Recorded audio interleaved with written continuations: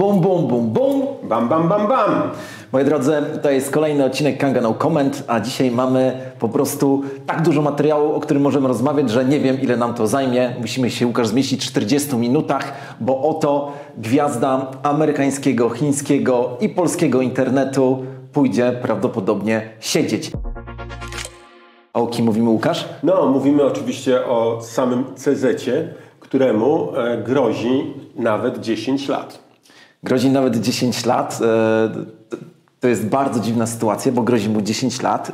Grozi mu bardzo duża grzywna, wielomilionowa. Wielomilionowa to nie 5 milionów, nie 10, nie naście milionów, ale kilkadziesiąt milionów dolarów. Tak mówią plotki.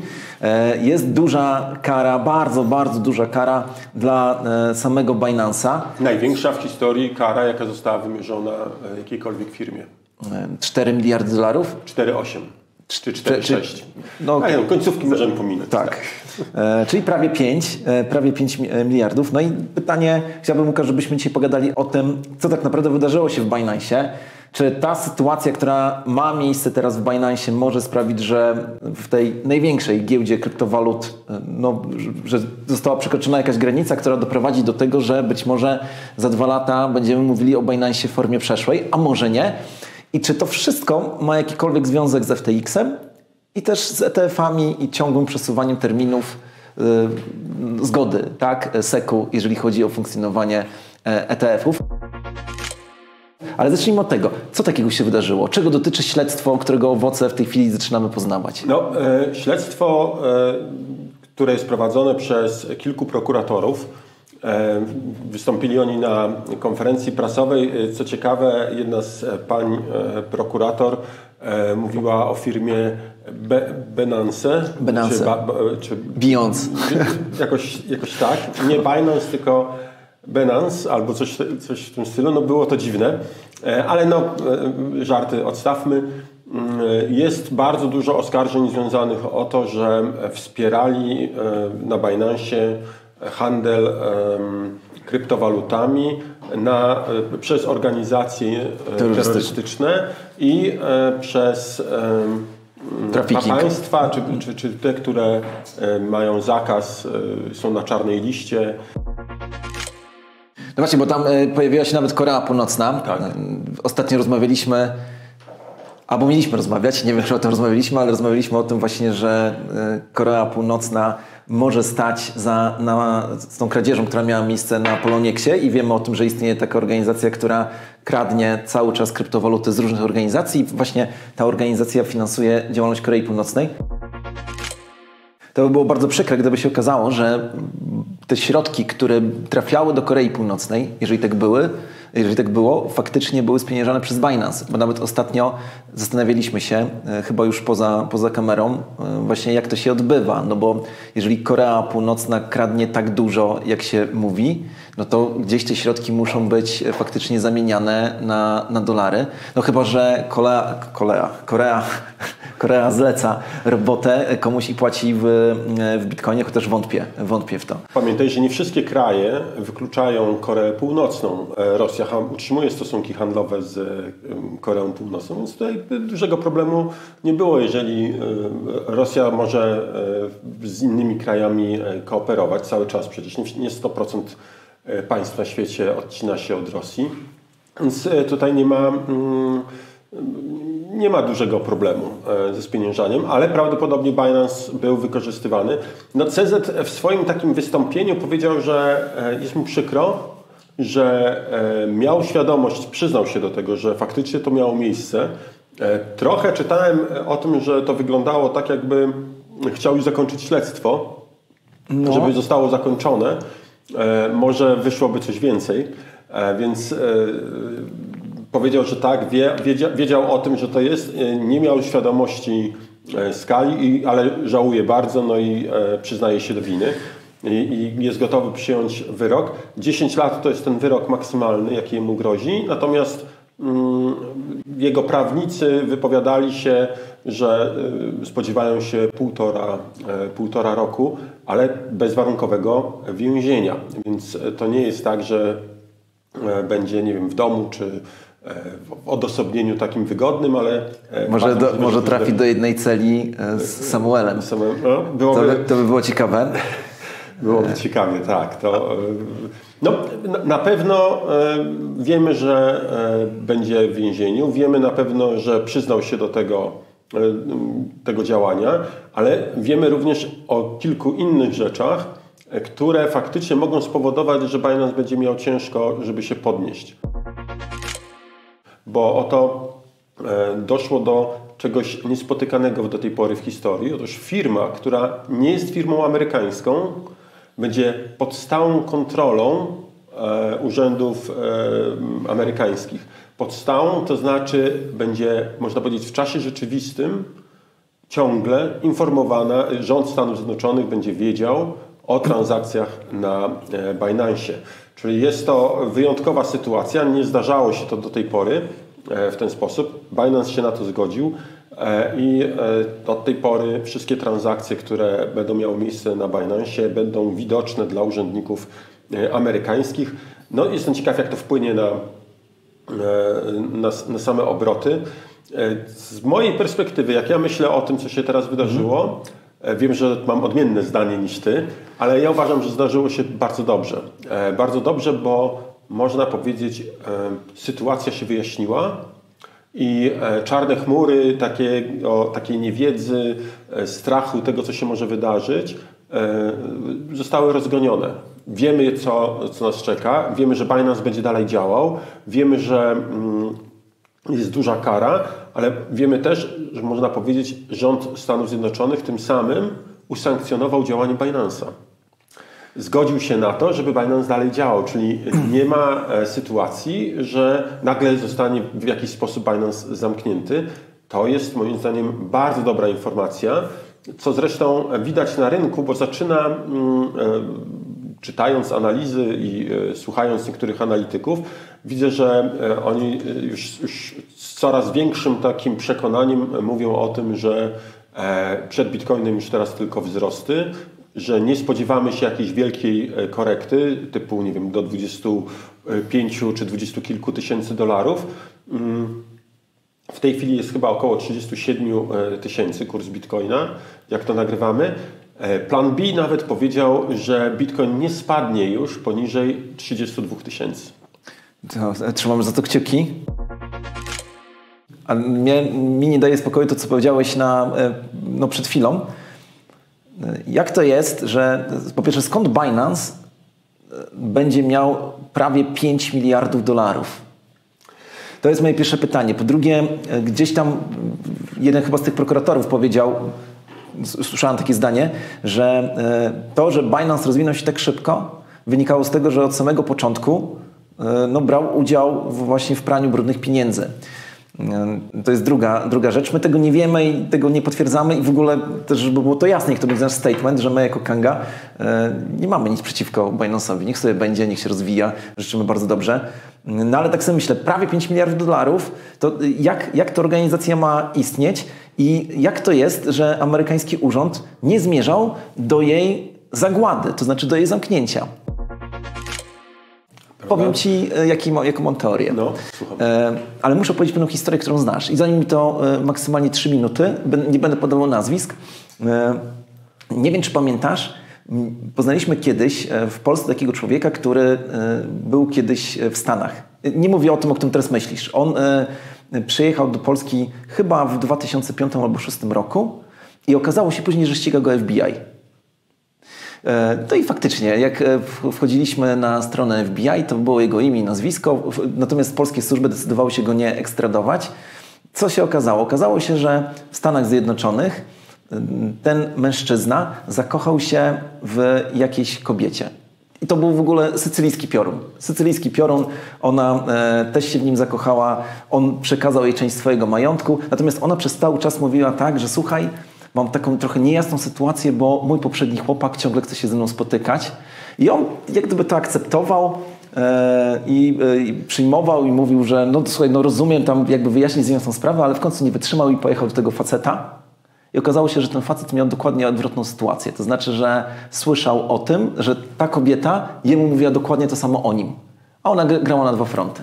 I ponieważ ona była Polką, no to ten nasz bohater naszej historii zdecydował się jakby poprosić ją o to, żeby ona oddała mu wszystko, co od niego wzięła wcześniej. Ona powiedziała, że tego nie zrobi, więc on poszedł do amerykańskiego agenta, który zajmował się deportacją. I poszedł, dowiedział się, że to jest taki agent, którego można skorumpować. Ten agent powiedział na zamkniętym spotkaniu: tak, sprawa jest do załatwienia, zgłoszę się do ciebie. Po czym zniknął ten agent. I pojawił się po 3 miesiącach i powiedział: sprawa jest gotowa, proszę o to, żebyśmy się spotkali w tym i w tym miejscu, żebyś przekazał mi gotówkę, a ja już mam papiery gotowe. Będziemy ją deportować. I historia skończyła się w ten sposób, że jak on przekazywał gotówkę, to od razu przyjechała policja, zatrzymała go. Fakt był taki, że ten agent został 3 miesiące wcześniej zatrzymany, no bo był tak skorumpowany, że dawno już wpadł w bęben służb. No i prokurator postawił prosty warunek: teraz będziesz wsypywać ludzi i my w ten sposób jakby pozwolimy ci być na wolności albo skrócimy ci wyrok. Wracam do historii, którą w tej chwili mamy. Czy to nie jest w interesie w takim razie Stanów Zjednoczonych i służb, żeby mieć wgląd do największej bazy finansowej wszystkich ludzi na świecie w tym momencie i że z jakiegoś powodu opłaca się amerykańskim służbom, żeby Binance jeszcze funkcjonował, bo teraz tak naprawdę będą widzieli, co tak naprawdę dzieje się na świecie, kto jakim majątkiem dysponuje i gdzie jakie ruchy mają miejsce. No, myślę, że właśnie dlatego pozwolili Binance'owi dalej działać, że stwierdzili: OK, Binance jest tak duży, że pozyskanie informacji na temat transakcji, które tam się odbywają, kto co robi, jest na tyle cenną informacją, że możemy dalej pozwolić im działać. Oczywiście znowu tutaj możemy spekulować. Ciekawe, czy te osoby, które nie powinny handlować na giełdzie krypto, czy one zostaną na Binance? No pewnie nie. Pewnie uciekną stamtąd.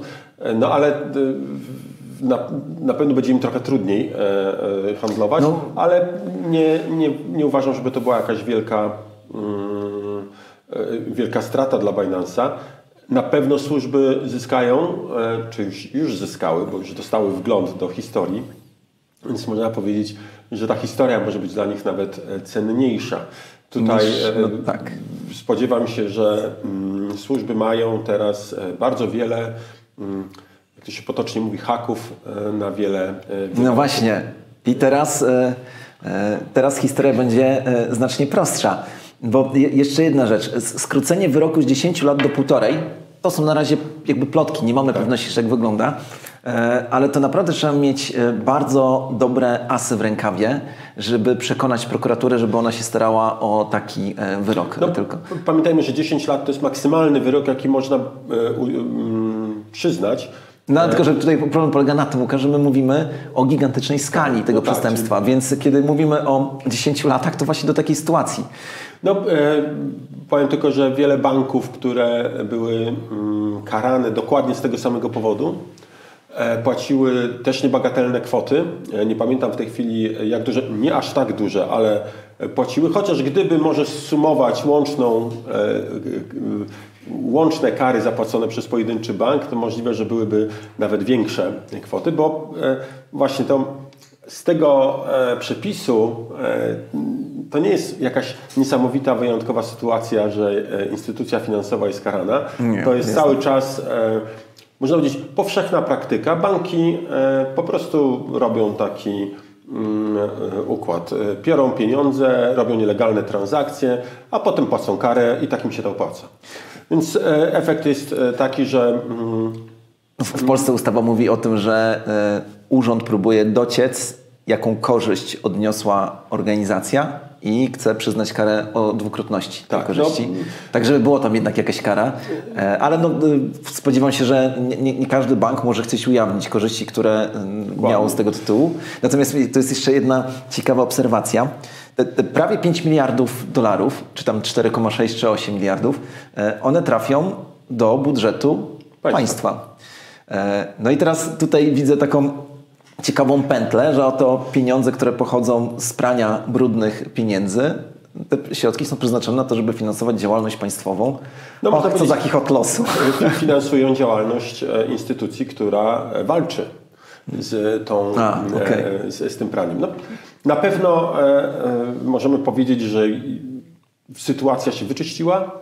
Wiemy na pewno, że CZ postąpił w sposób troszeczkę mnie zaskakujący, ale zrobił bardzo takie rozsądne wyjście. Tak. Wydaje mi się, że to było bardzo dobre. Jeszcze zobaczymy, jaki wyrok dostanie, bo może się okazać, że to będzie faktycznie pół roku, a nawet nie 1,5 roku, tylko pół. Na pewno nie został pozbawiony udziałów w firmie.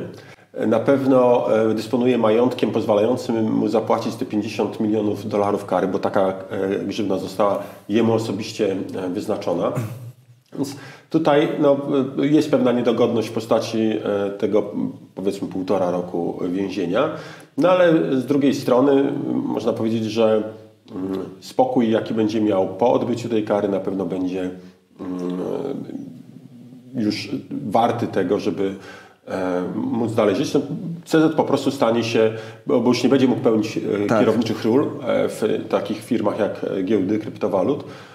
Można powiedzieć, jego kariera w jakimś sensie została zakończona, chociaż podejrzewam, że będzie częstym gościem wielu konferencji, telewizyjnych show i na pewno będzie miał co robić jako jakiś doradca. I krzywda mu się nie stanie. Czy myślisz, że ktoś spoza Binance'a, ze świata dużych graczy kryptowalutowych wiedział o tej sytuacji? O tak, no przecież my nawet mówiliśmy kilka razy ale o tym. my wiedzieliśmy, bo tam czytamy prasę kolorową i ktoś w odpowiednim słupku o tym napisał. Ale chodzi mi o to, czy na przykład według Ciebie Samuel Bankman mógł mieć jakąś wiedzę. Czy działanie CZ-a wtedy, kiedy on zaatakował FTX, one w jakikolwiek sposób mogło być powiązane z tą sytuacją?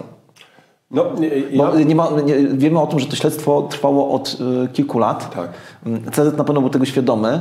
Może liczył na to, że uda się jakoś tę sprawę zamknąć, czy pod dywan wrzucić, ale... Ja powiem tak, przede wszystkim nie przekreślałbym CZ-a. Muszę powiedzieć, że jakoś wyjątkowo czuję do niego sympatię i muszę powiedzieć, że nie wiemy też o jakim praniu brudnych pieniędzy i o jakich organizacjach terrorystycznych jest mowa, bo może się okazać, że na przykład rząd uznaje za organizacje terrorystyczne takie organizacje, które my może byśmy nie uznali za złe. Więc to jest pierwsza sprawa. W takiej sytuacji CZ mógł działać w przeświadczeniu, że on wcale prawa nie łamie. Może miał świadomość tego, że łamie prawo amerykańskie, ale swojego moralnego mógł nie łamać, więc uważam, że to jest jakby pierwszy czynnik, który należy wziąć pod uwagę, a druga sprawa to taka, że na rynku powszechnie wiadomo, że są ludzie, którzy handlują krypto, a nie powinni móc tego robić. Jest to jakby wiedza Poliszynela, tak? Przecież jeżeli bo dochodzi do nadużyć przy wykorzystaniu krypto, tak? Czasami się zdarza. Zdarzają się, tak? Ci ludzie, ci oszuści, którzy wyłudzili od kogoś krypto albo z przymusem kazali komuś wysłać krypto, to są ludzie, którzy nie powinni móc handlować krypto, ale jednak to robią. W związku z czym jednak nie da się tego tak w 100% zamknąć. Tak samo jak nikt nie mówi o tym, że należy spalić wszystkie dolary, bo są używane o wiele częściej i na o wiele większą skalę do finansowania terroryzmu i naprawdę bardzo, bardzo wielu złych rzeczy. Przypomnijmy wypowiedź szefowej Europolu, która powiedziała, że kryptowaluty wykorzystywane są maksymalnie w 1% całego wolumenu czarnorynkowego. To nie jest jakoś dużo, nie? Jakbyśmy chcieli zamknąć całą branżę tylko dlatego, że gdzieś ktoś dokonał czegoś złego przy wykorzystaniu danej technologii, to byłoby to niewłaściwe. Nie? Dokończę tylko tą myśl, że uważam, że ta wiedza o tym nie była super tajna. Myślę, że wiele osób miało świadomość tego, że na Binance'ie dochodzi do takich transakcji. Czy znali szczegóły? To już jest inna wiedza. Czy Samuel Bankman wiedział? Tego też nie wiem. Ja raczej widziałem działanie CZ, to skierowane przeciwko FTX-owi, raczej jako takie działanie, które miało na celu ukarać, w cudzysłowie ukarać FTX-a, bo FTX, jak pokazują w tej chwili wszystkie materiały, po prostu szedł na bezczelnego. On w sposób całkowicie niekontrolowany manipulował rynkiem i wykorzystywał środki klientów do tego, żeby finansować swoją działalność. Co byś powiedział na taką teorię, że dowody na działalność Binance'u i CZ, tą złą działalność, bo wiemy o tym, że Binance ma dużo dobrej działalności, dopiero teraz tak naprawdę znaleziono na tyle dowodów, że można było to śledztwo zamknąć. Ale dajmy na to, że służby amerykańskie wiedziały, że dzieje się coś złego na świecie, na terenie Stanów Zjednoczonych, a nie mogły tego śledztwa jeszcze zamknąć, w związku z czym podjęły decyzję o tym, żeby ograniczać działalność kryptowalut na terenie Stanów.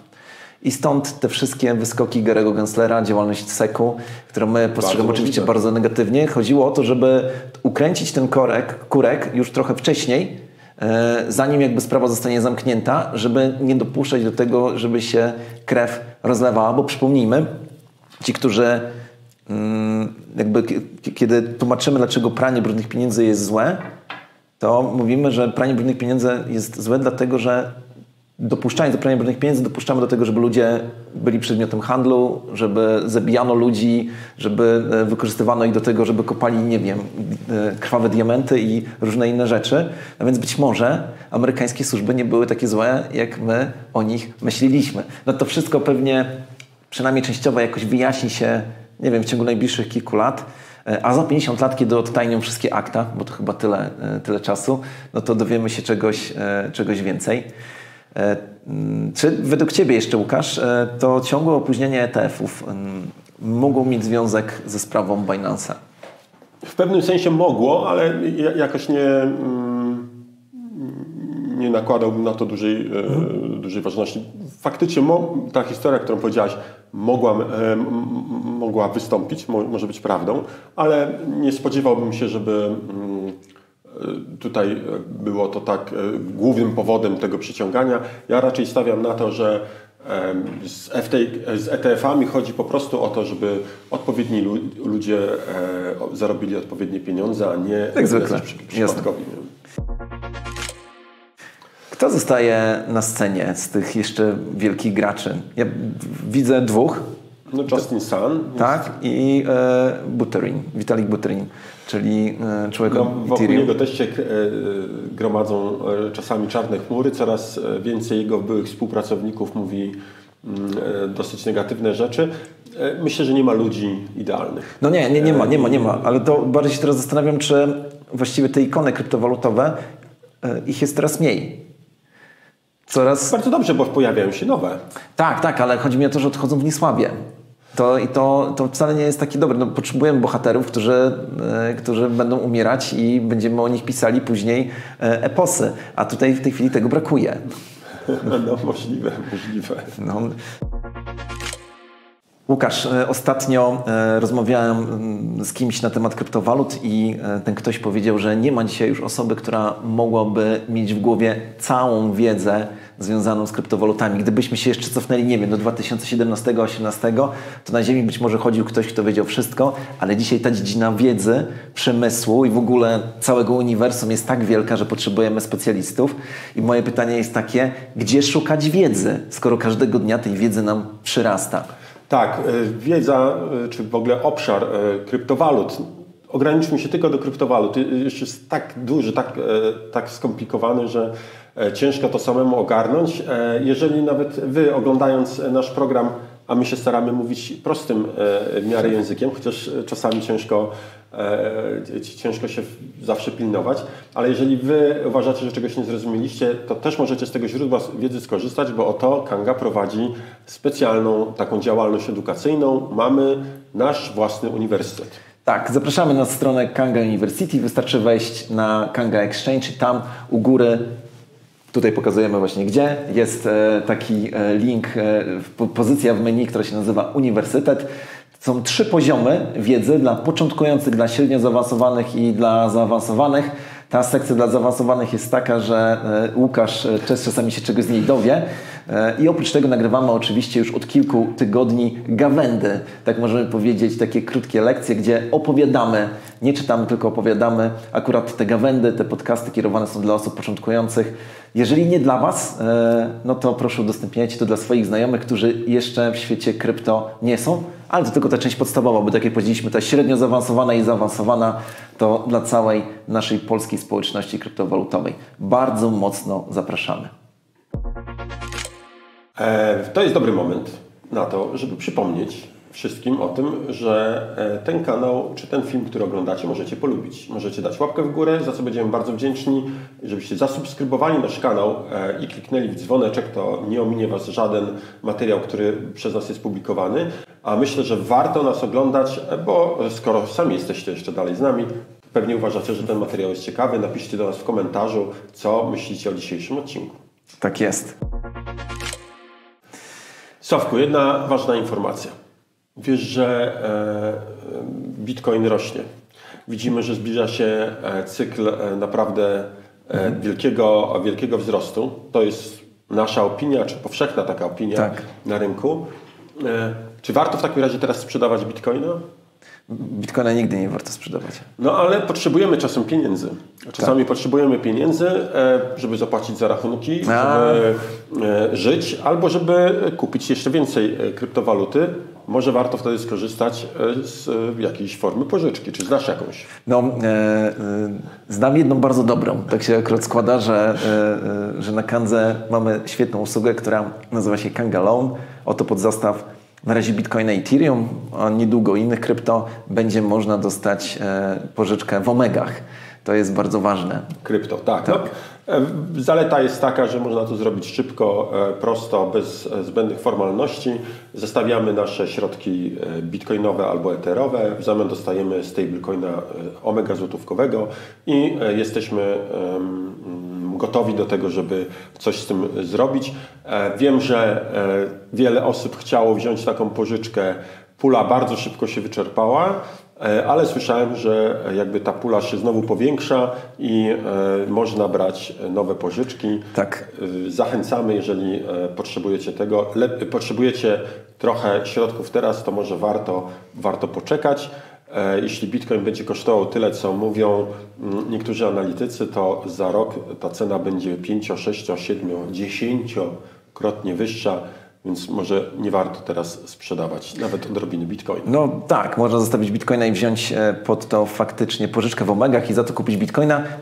Musimy oczywiście pamiętać, że jest to działanie związane z większym niż zwykle ryzykiem. Także to nie jest tak, że do tego zachęcamy czy namawiamy, ale dostrzegamy, że taka przestrzeń i taka opcja faktycznie jest. Myślę, że Kanga Loan będzie jednym z kilku produktów właśnie kangowych, które tutaj podbiją serca kryptowalutowców. Mam do Ciebie pytanie. Czy używasz portfeli sprzętowych? Tak.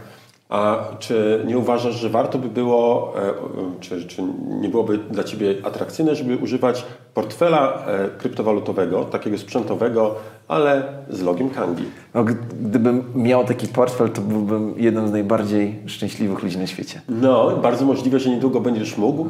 Was zachęcamy ponownie do tego, żebyście zasubskrybowali ten kanał i kliknęli w dzwoneczek, bo może dowiecie się wystarczająco wcześnie o tym, o czym teraz tu mówimy, więcej szczegółów nie będę zdradzał i zdążycie zdobyć taki portfel. Napiszcie w komentarzu, czy jesteście też takim portfelem zainteresowani. Ale wracając do tematu zakupów, powiem, Kanga Shop działa. Tak. Można zdobyć nie tylko takie fajne, kupić tak. Takie fajne kubki, ale wiele różnych rzeczy. Zachęcamy do odwiedzenia. Tu się pojawia napis z linkiem i możecie wpisać i zobaczyć naszą ofertę. Zachęcamy do zakupów. Można płacić również przy pomocy kryptowalut. Tak jest. Nawet jest taka opcja, że jeżeli płacimy w KNG, nie wiem, kto by chciał płacić w KNG, które przecież kiedyś będą warte miliony dolarów, to nie jest porada inwestycyjna, to jest tylko i wyłącznie nasze przekonanie, ale gdyby ktoś miał taką fanaberię, to może płacić tokenem KNG i będzie miał 20% zniżkę, chyba na wszystkie produkty, więc zachęcamy do tego, żeby odwiedzić Kanga Shop. A teraz możemy przejść do chyba najbardziej kalorycznej i treściwej części tej audycji i możemy powiedzieć o pewnych bardzo ciekawych faktach. Ja mam jeden bardzo interesujący fakt. Myślę, że jest to coś pożytecznego, żeby wiedzieć o tym. Otóż dowiedziałem się niedawno, że krokodyle jedzą kamienie po to, żeby móc niżej, głębiej się zanurzyć. To jest bardzo ciekawy fakt, a ja mam taki fakt, że oko człowieka nie zmienia się od urodzenia aż do śmierci. Dlatego dzieci mają zawsze takie wielkie oczy, bo później reszta ciała rośnie, a oko takie jakie było, takie jest do samego końca. No proszę. Dajcie znać w komentarzach, czy Wam się to podobało. Ocencie ten odcinek w skali od 1 do 6. Skala bardzo znana. No i widzimy się we wtorek podczas kwadransa z Kangą. Wszystkiego dobrego. Hej. Cześć.